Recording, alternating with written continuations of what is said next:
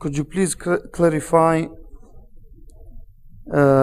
provide evidence if Ismail was the firstborn child of Abraham and one who was sacrificed, as there is some disagreement between Islam and Judaism concerning this issue.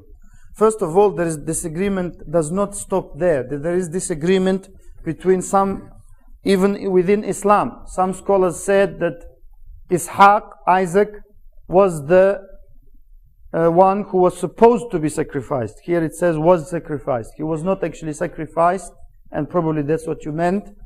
There is a difference of opinion, but the correct opinion is that Ishmael alayhi salam is the one who, as mentioned in Surah Safat, those of you who know the Quran, you can go back to that surah, to that chapter, and see for yourself, because Allah mentions the story of the one who was supposed to be sacrificed without naming him. Then when that story finishes, he says after that we gave him Ishaq. So it is not possible that the person who was supposed to be sacrificed was Ishaq, then that story finished, then he says, and we gave him Ishaq again. Naam. Is this the second one? What does the word jihad mean? The word, this is the second question, not the first. The word jihad has meanings just like any other term in Islam, in the language, in the Arabic language, and in Sharia, which is in the religion of Islam. Jihad in Arabic means to do badlul wus'a, to do something and to give what you can to achieve something. And up to now it is used in Arabic to do ijtihad. Sa'abdul juhdi inshallah. This is brothers who know Arabic or sisters who know Arabic, they know. I will do what I can. As for Sharia and the Quran, and I will come to the Quran now, after I explain in the Sharia. In the Sharia, in Islamic jurisprudence, jihad means to defend and protect Islam and the Muslims. It is of types, by hand, by weapon. That is the one mentioned in the Quran. So those who say, we have Muslims who say, no, Allah didn't mean that. He meant it. That is incorrect. There are people, because now people are afraid to say the truth. They say Muslims don't have a right to defend themselves. They can be just slaughtered like a slaughterhouse. We don't say that. We say they have a right to defend themselves, and one type of jihad is by hand. That is the one mentioned in the Quran. And another type mentioned in a hadith, in the sayings of the Prophet ﷺ, is by your heart, which must be even before the person fights, and even by tongue and by pen. فَمَنْ جَاهَدَهُمْ بِيَدِهِ فَهُوَ مُؤْمِنٌ. Who fights them with his hand, he is a believer. وَمَنْ جَاهَدَهُمْ بِلِسَانِهِ فَهُوَ مُؤْمِنٌ. And whoever fights them with his tongue, by explaining, now I'm doing jihad with my tongue. I would like also to mention regarding jihad, that jihad has rules. Jihad has rules. That is why we would like those people to come and listen to this. How many times have you heard on TV that jihad has rules? They say is jihadist. So the word jihad has become associated in the minds of people around the world with butchers. And I don't mean halal butchers. I mean haram butchers. Therefore, the word jihad is a great word in Islam. And you know, I sometimes drive, we will come to you now, brother, sorry. Sometimes when I drive, and it's very nice, I see Because they talk about Islamic martyrs, because this issue deserves a little bit more time. They say, you know, that guy, he wants to be a martyr, he wants, oh yeah, and they respect the martyrs. The martyrdom, you know, I don't talk about people who make mistakes and they do so-called wrong jihad in McDonald's and Pizza Hut. I don't talk about that. That everyone agrees it's not jihad. Every sane person, I mean. I'm talking about the institution of martyrdom. I challenge you to say that martyrdom doesn't exist in Christianity. It does. That martyrdom doesn't exist in Judaism. It does. That martyrdom doesn't exist in Hinduism. It does. Martyrdom even exists in communism, which says all religion is opium. So how come you single out the Muslims and you say martyrdom exists in Islam and so on and so forth? How many schools I drive past and it says the School of English Martyrs? Maybe you have one in Nottingham, I don't know. English martyrs. So therefore we must understand that Islam is not a game of tennis. You know, and it's not a burger. Islam is a serious concept. And we must talk seriously about it. Jihad has rules. Very, very, very, very strict rules. We don't have time to explore all of them. Yeah, we'll be brief because jihad requires more time. Really. It's very important. And I don't mean it as a joke. Really, because jihad is a very important issue. Very important issue. But I'll be brief on the others. Inshallah. If all three men were brought to spread the same message, why did during the time of Prophet Muhammad ﷺ, certain things became prohibited by God when it wasn't prohibited at the time of Musa and Jesus? For example, alcohol. Who can prove to me that alcohol was allowed in the time of Moses and Jesus? That's number one. That's for your homework.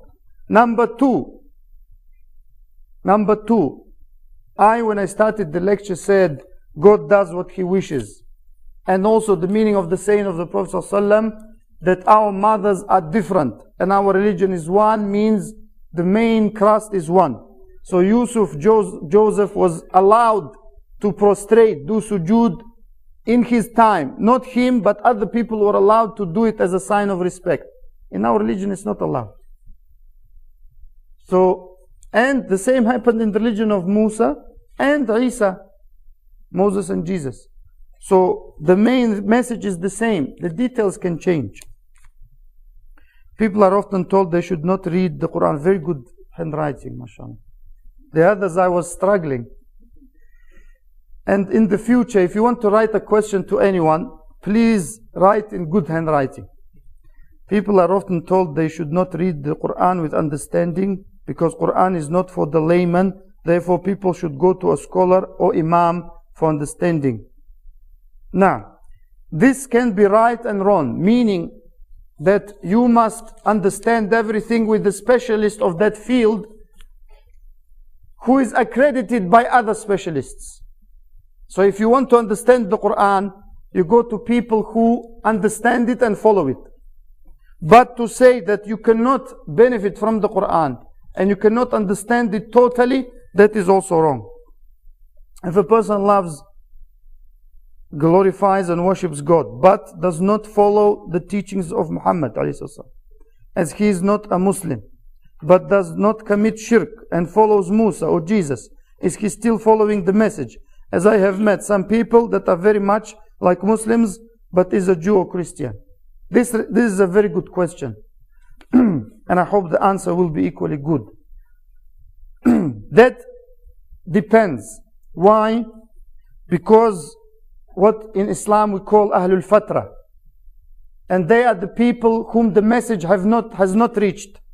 And I forgot. After this you can ask your question, so we don't forget. Also a question? No? No one? Okay, because I don't want anyone to go home with questions in your minds there also. So we differentiate between those people who followed what they can, how to worship God and how to worship Allah, and the message didn't reach them. So an example, They found the book of Moses. They believe this is the truth, everything in it. Then they start reading it, they find some contradictions. They move on, they search. While they're searching, they're following that book. Then they find the book of Jesus, for example, the Bible, which they believe is the book of Jesus, the original. They analyze it, they find there are 4 versions or more.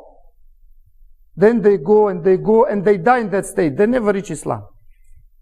Those people will never be punished until God sends them a messenger to try them on the day of judgment. Because God does not punish anyone until He tries them. As for a person who knows that the religion of Islam is true, and he or she has seen the proofs and understood the proofs, that person will not be in paradise. They will be in the hellfire. You mentioned that the prophets had different mothers but one father. Who is the father of Isa and Adam? They had no father, but I didn't mean it literally. Yeah, I just finished this. Surely Hawa should also be the mother of mankind. Yes, of course, she is the mother of mankind. Eve, we call Hawa in Arabic. And Isa and Adam. And Allah said, Inna mathala Isa indallahi ka mathali Adam. That Isa is like Adam. He said to him, be, and he was. Floor, please. Okay. Oh, scholar in Islam, you mean? Okay. Scholar in Islam is the top of Islamic learning. So not everyone, even in the media, unfortunately, they bring some guy, and most of our brothers and sisters know it. They bring some guy who is some odd person. Most of the time misguided, doesn't know much. Okay? And I will not name any names because I don't have much security now with me. It's true, because generally when I want to name someone, I have a few healthy brothers.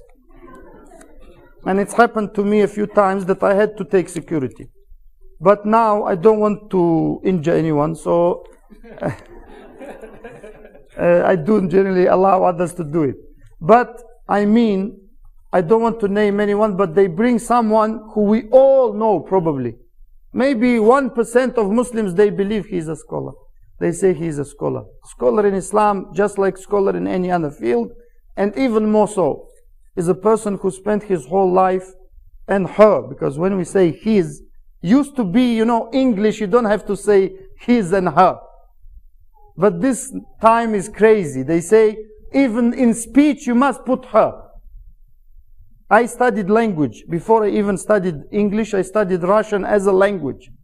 And in every language, including Russian, including English, including Arabic, when you say his, it means everyone. But I will say his or her so that no one writes a piece about me. So that means that his or her learning is top. And other scholars testify to that. That is a scholar. Very briefly. We had this person here.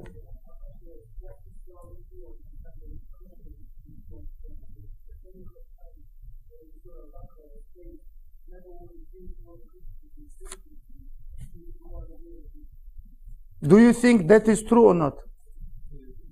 The question is, what is the view of Islam on befriending Jews and Christians?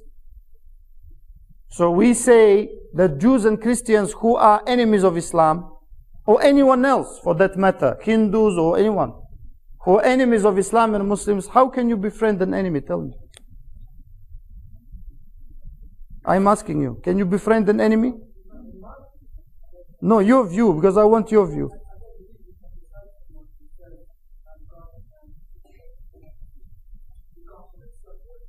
No, not only that, I'm talking about an enemy. Someone who wants to kill you just because you say, I believe in God, I believe in Allah. How can you befriend such a person? You can't. Simple. So if someone says, religion of Islam preaches, like someone came to me and said, are you a Muslim? I said, yes. He said, he was not a Muslim. He said, oh, in your book, in the Quran, it says, kill all disbelievers. I said, that's in war. He said, oh. He didn't know because he thought he would catch me out, So I said, in war, what do you do? He said, you kill. I said, that's what we do.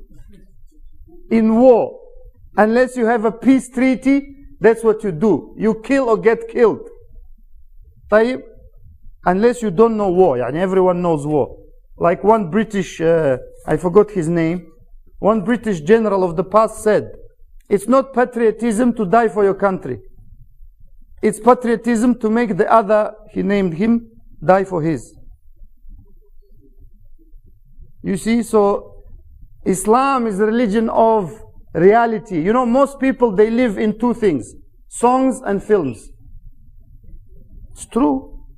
On the one hand, we have Hollywood. Every film is not real. My kids sometimes ask, you know, Dad, we saw in that cartoon this. Why do they do it? I said, because it's not real. That's number one. And not only cartoons, films. And on the other hand, we have Bollywood. And if anyone claims Bollywood is real, get real. So Islam is a religion of reality. Not Bollywood, Hollywood, or 50 cent or 100%. That's 30p or something. طيب. You said that we should reflect Islam by our behavior. But did Muhammad ﷺ spread Islam just by behaving as a Muslim? Of course. When he was in Mecca, how can he spread Islam? When he was weak and he could not protect the call of Islam. Of course. By his forbearance, by his good manners, by saying to people, I call you to worship Allah. Of course. نعم تفضل. Please. Yeah.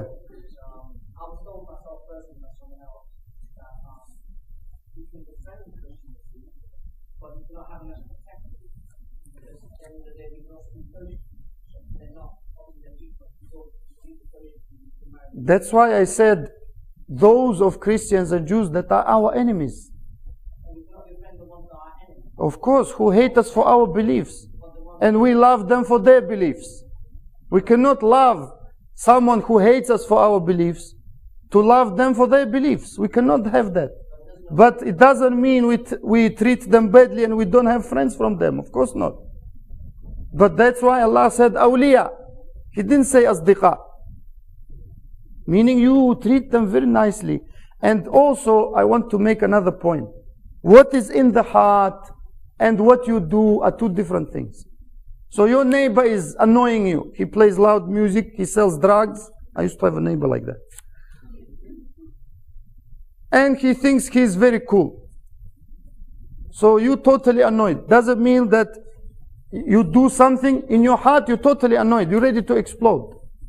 Because every time you, which I did, every time you say please, you know, he sends you somewhere far. So does it mean that what you feel, you do with your body? So the point I'm making is that loving someone and hating someone is a feeling in the heart. And how you treat others is another thing, totally. So what Allah says, we're not allowed to love anyone who worship others than Him. To love as awliya, as close friends and protectors. But to treat them nicely, we must. We must. And if you hear what I said in unfull version, that means they're playing around. طيب, except 25 prophets, why are they not mentioned in the Holy Quran? They are mentioned. You mean except 25? That's what Allah wanted to do. He wanted to mention those 25. Same handwriting. I recently heard that it's fard, meaning obligation, ayn, obligation upon every Muslim to spend money if you are able to for the purpose of jihad. For Muslims living in the West, this is something that is possible for us to do, as there is a great reward in this. What are your thoughts on this, and how do we do it? This is either a trick question, mashallah, and we all know trick questions. One of them was jihad. The other is homosexuality. And or a person really doesn't know anything. So I go with the second. Jihad, if the one you mean by hand, because like I said, jihad is of different types. By tongue, by writing, by your behavior, to defend Islam and the integrity of Islam and the Prophet of Islam, ﷺ, and the message of Islam. So if you mean the one by hand, which I think what you mean, then someone like me doesn't get asked about it. Why? Because these are big issues. So when you have a big issue in court, where does it normally end up? The High Court. So I suggest you go to our High Court, which is our scholars. Our scholars give the verdicts on jihad, on peace, on war, on everything that's most important. So they will give you. But just to tell you, because we have some people of fitna, people who don't understand Islam, they call scholars names, they put others in their place, some of them 20 years of age. They call them scholars and muftis. I want to tell you that those people are not right. So go to the real scholars who spend their whole lives learning and teaching the Quran, the book of Islam, and the traditions of our Prophet Muhammad ﷺ. There are many in different countries, not just in Saudi, like some people say. But most of them, and this is a fact, most of them are in Saudi. Whether we like it or not. And we should like it, why not? Why not? You know, some people have an issue with Saudi. If you want to, can have another question on that. Why were the two messengers, Musa and Jesus, sent to the Jews, children of Israel, to spread the message? And why was Muhammad ﷺ sent to all of mankind? Because Allah chooses to send whom He wishes to whom He wants. But we have indications in Islam. In the Quran, we have indications that Allah chose Banu Israel. He chose those people by sending them messengers, and He chooses what He wants and whom He wants. So from the people He chose those messengers. From places He chose Makkah. From times He chose Ramadan and Dhul Hijjah and other things. So He chooses whom He wants, to whom He wants, but He sent to mankind. Because in those times, the Jews and Christians, let's say more correctly, the followers of Moses and Jesus, they would spread that message to other people, but not on the scale of the Muslims. Alhamdulillah. We praise Allah. Not on the scales of the Muslims, due to the fact that the message of Muhammad ﷺ is last, and it is to all mankind, it is stronger. Brother.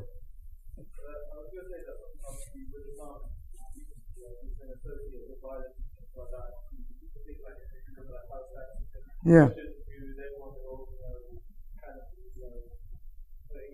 Yeah.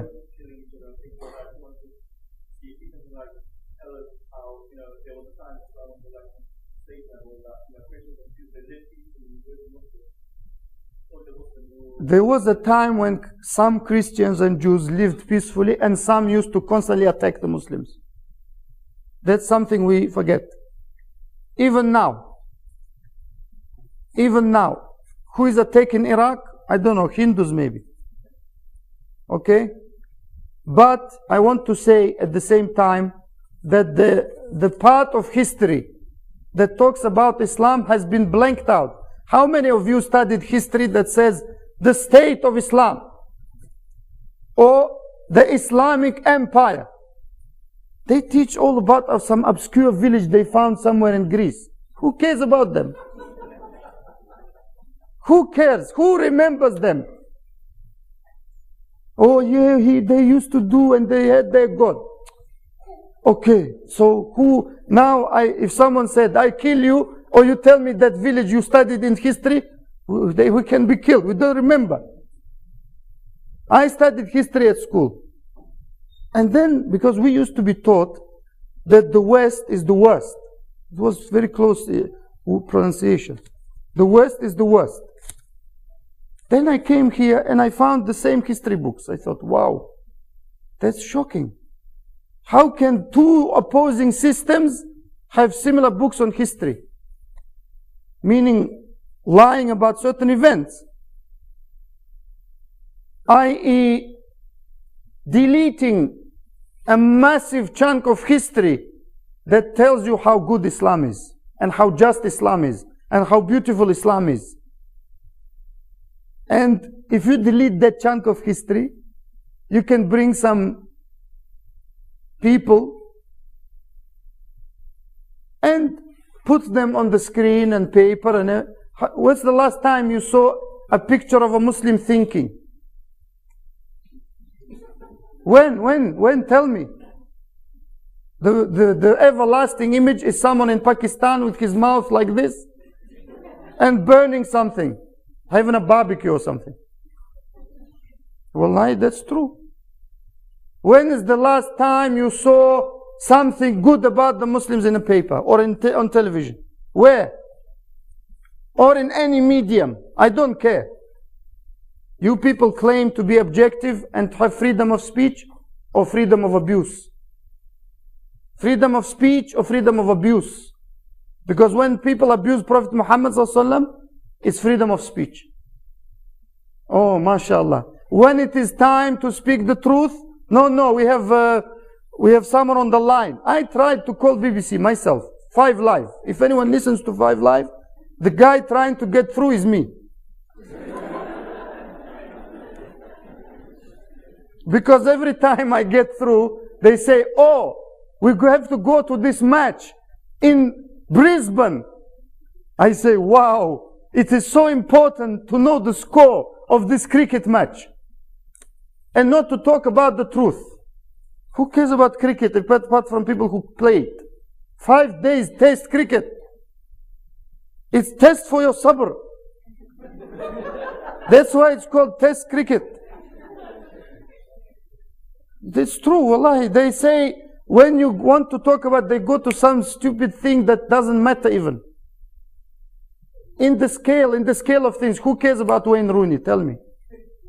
In the scale of the world. Yes, there are many people who care about him because they don't know anything better. But in the scale of things, what does Wayne Rooney do? Run after a ball. Okay? Just sorry, I mean, if Wayne Rooney is here, sorry. But, or if you hear it. But really, I mean, I'm giving you an example of how people want you to be.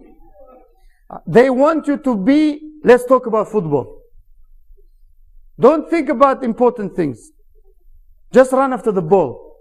You know, I don't want to say which animals normally run after the ball. We are humans.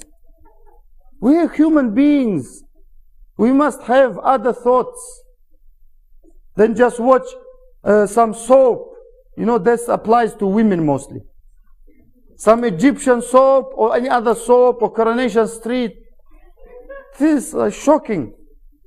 You're watching someone how he goes to the shop to buy bread. I still can't understand that. I can buy bread live. I don't need to watch anyone buy bread. Why? I have a corner shop. Is it finished? 5 minutes, okay. As Muslims, should we study the original Bible or Torah? If you are a scholar, yes, or you're a very strong student of knowledge, otherwise no. Why? Because you, as a Muslim, you must study your religion. You must study the book that has not been corrupted or changed, and you must understand it. Then you go, if you have the opportunity, and if you go and study, and you compare. But as a layman, no. We Muslims believe in all 3 prophets. What is the best way to convince a Christian or a Jew of Prophet Muhammad ﷺ? Just to say that Prophet Muhammad ﷺ preached the same message, and how come is it that, like I said in the lecture, how is it possible to logically reconcile between the fact that they're all 3 from one God, which a Christian or Jew will acknowledge, That meaning that one God, not the fact that Prophet ﷺ is a prophet. He will agree, or she, that it's one God. How can then he be sent with things that prove his prophethood and give him proofs of prophethood? How can he know the story of Yusuf? He couldn't read or write. How can he know the stories of so many things happened in the past? Things that will happen in the future that have happened. And how is it possible in 23 short years in history? 23 years is nothing. For him to change, that is not possible for a human being. Not possible to change the world. Now, within Christian sects, Jehovah's Witnesses are very orthodox. How would you approach them with da'wah? They will approach you, don't worry.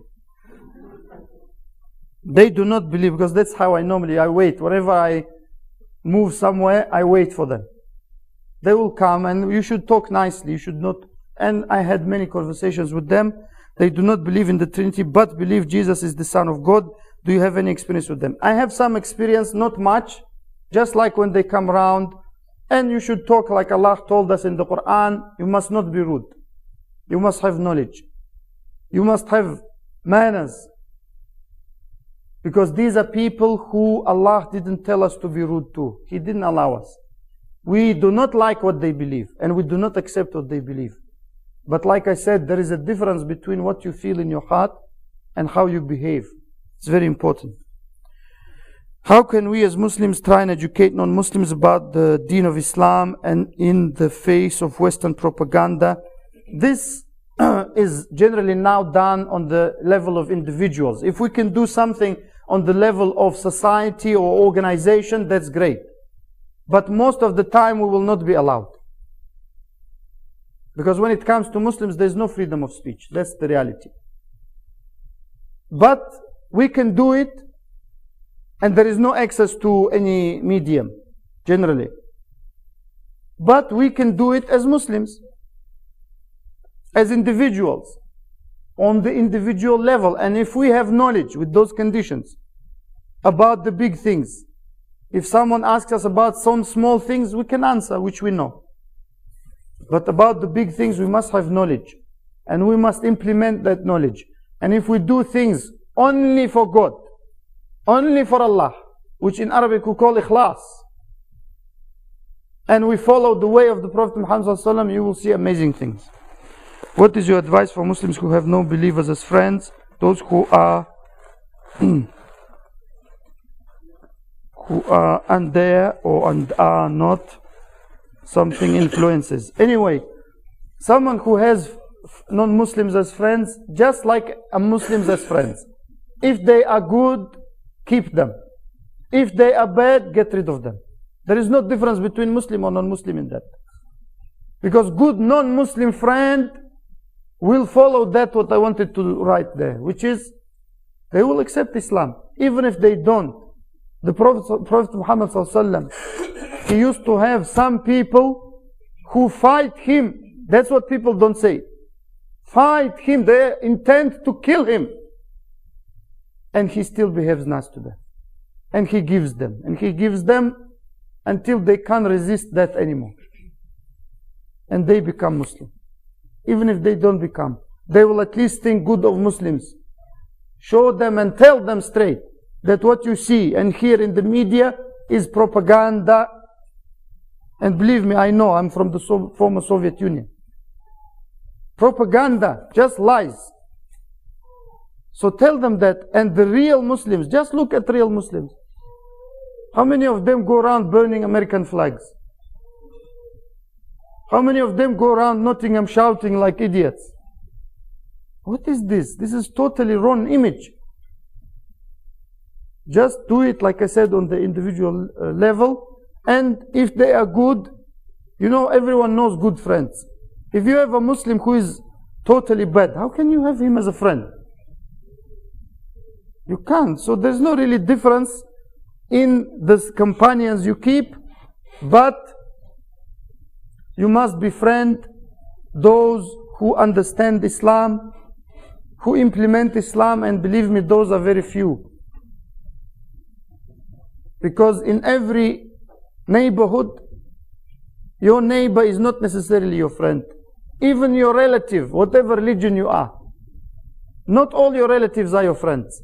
Even sometimes your mom and dad, not your friends sometimes. And that all depends on how you agree. If the waves are the same, you're on the same wavelength, then you will be friends. And if not, you will never be friends. So if those are good people, they behave well, they treat others well, be friends with them. Yes? Are men and women equal? I will give you a question. Because I want to understand in what sense. If you mean in the sense of law, yes. If you mean in the sense of other things, no. So I ask always when I am asked this question, why don't women run with Usain Bolt? Tell me. Why? Tell me, because everyone knows it. Why doesn't Wayne Rooney, since we mentioned him, why doesn't Wayne Rooney play with some, I don't know, I don't even know the names, of the stars of women football? Why? Everyone knows the answer. Exactly. No, but this is nothing to degrade someone. You know, I want to mention that, you know, we as men, I have 3 children.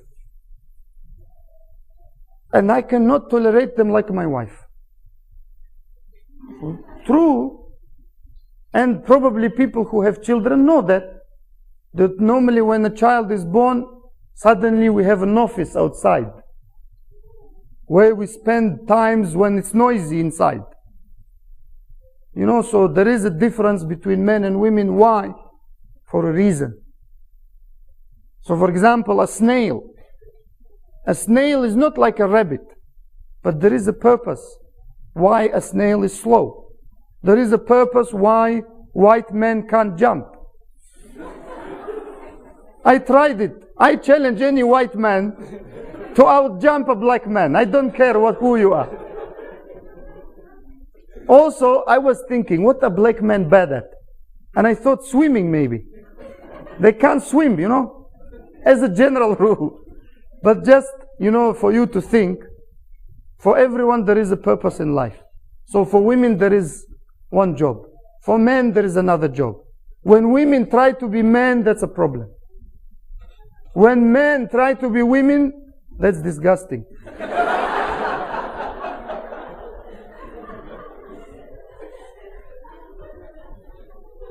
So that's how I want to say. Meaning that everyone has his way in life, or her way. So the fact that women are weaker physically, they compensate.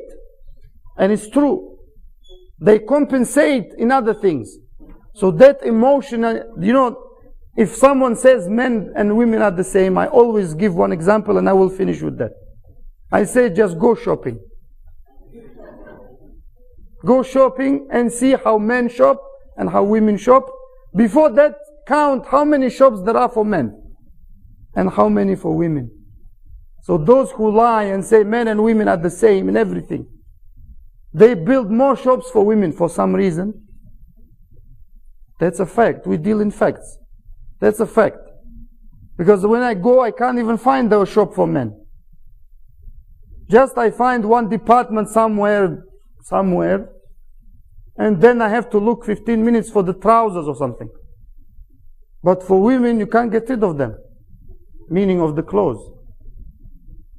So there is difference. And in everything there is difference. That doesn't mean someone is worse, someone is better. Like I said, this argument we can discuss, we can have a separate lecture. But for everyone there is a place in life. And Islam is the religion of reality.